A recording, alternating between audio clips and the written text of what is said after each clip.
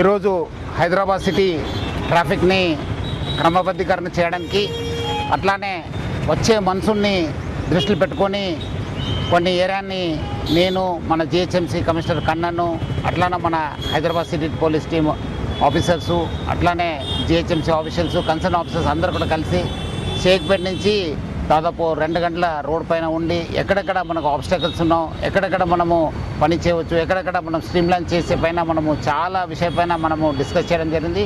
అక్కడ కమిషనర్ గారు కూడా ఇమీడియట్లీ కన్సర్న్ డిపార్ట్మెంట్స్ కూడా ఆదేశం ఇవ్వడం జరిగింది. సో అటు ఒక ట్రాఫిక్ని డిసిప్లిన్ చేయడము అట్లానే వచ్చే వారం నుంచి ఇక్కడ ఈ యొక్క హెచ్సిటీ వర్క్స్ ఉంది. లాస్ట్ టైం కూడా సండే కూడా మనము 1 వే చేయడం జరిగింది. బాగా సక్సెస్ కావడం జరిగింది. మంచి పబ్లిక్ నుంచి కూడా మంచి స్పందన రావడం జరిగింది.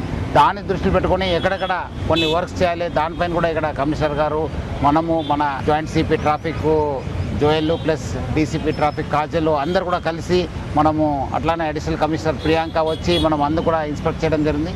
ఐ థింక్ వచ్చే రోజు మనం ఈ ఒక ఏమేమి సివిల్ వర్క్స్ ఉన్నా కంప్లీట్ చేసి వచ్చే వారం నుంచి ఈ ఒక కేబీఆర్ పార్క్ చుట్టూ 1 వే చేయడానికి కూడా మనము ప్రయత్నం కూడా చేయడం జరుగుతుంది. సో మనం ఇట్లానే ఇంకోటి ఏరియాలు కూడా వచ్చే వారము ఈ మన్సూన్ వచ్చే లోపల అన్ని చోట్ల కూడా ఎక్కడెక్కడ మనము ఈ ఒక మన్సూన్ వర్క్స్ చేసుకోవడం కానీ ట్రాఫిక్ డిసిప్లిన్ చేయడానికి జిహెచ్ఎంసీ ఆఫీషియల్స్ మనము చర్య తీసుకోవడం జరుగుతుంది.